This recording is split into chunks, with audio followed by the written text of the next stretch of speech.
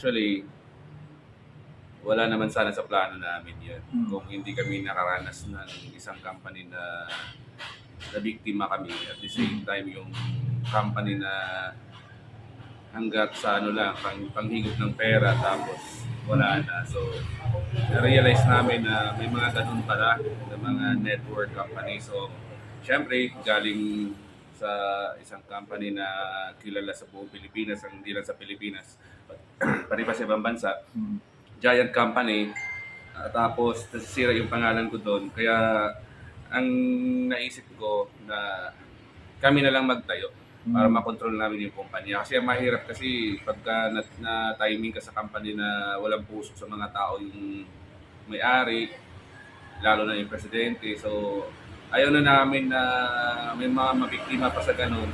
Kaya pinilit namin, pinag-isipan namin, at the same time talagang kaming tatlo na makabuo na ng company. Kasi siguro maliban dyan, right time na din para magkaroon kami ng company na being from around 15 years na loyal sa kumpanya kung saan kami nanggaling, na isa kami sa rason kung bakit lumalaki din yung companies na yun. So, siguro panahon na din na sarili naman namin company yung papalakihin namin.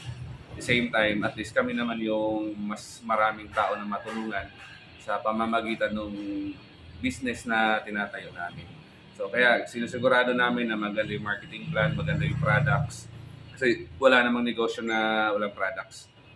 At the same time, yung products kapag pinaganda, ibig sabihin matino ang kumpanya kasi ginastusan eh. Kumbaga ginastusan namin yung products.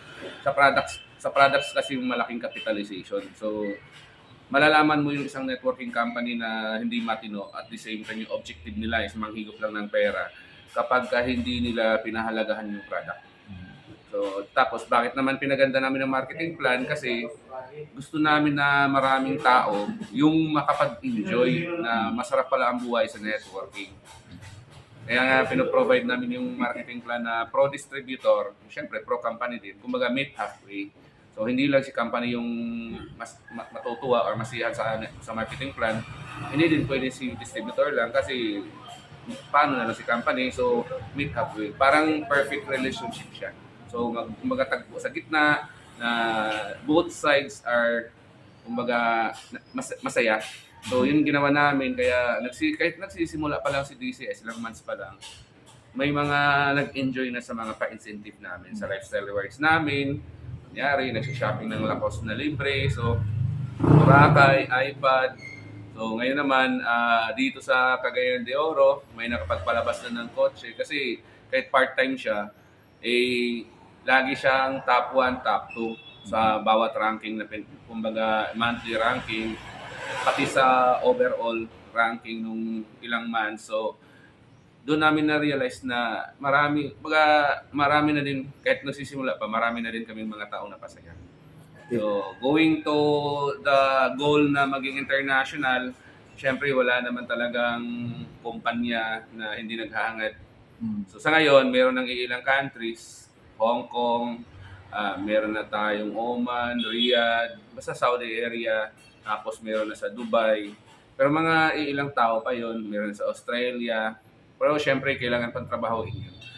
Pero yung focus namin sa ngayon is habang yung iba na maabot na sa mga ibang distributor, nakakuha na may PE na sa iba't ibang bansa, pero pinaka-main focus muna namin is Luzon, Visayas, Mindanao. Kumbaga, patibayin muna yung pundasyon sa Pilipinas para may kakayahan na sa international. Kasi ang international kasi ibang labanan na din yun. Kumbaga, higher level na yun.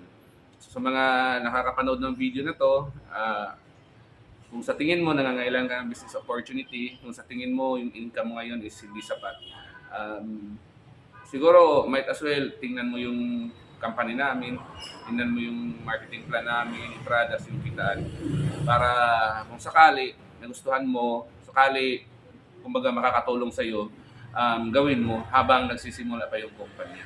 Kasi ang pioneering stage, ito yung pinaka-perfect timing. So, pero kailangan pa din magsipag. Hindi naman 100% totoo yung ang networking una-unahan. Swerte yung mauna na humahataw or kumakayon. Hindi yung nauna ka tapos wala ka namang ginagawa. Kasi in my experience, nahuli ako ng 2 years sa mga nauna na mga members sa company kung nung nagne-network pa ako. Pero, bakit ako naging icon? Bakit ako nag-diamond? Bakit ako nag top 10 worldwide?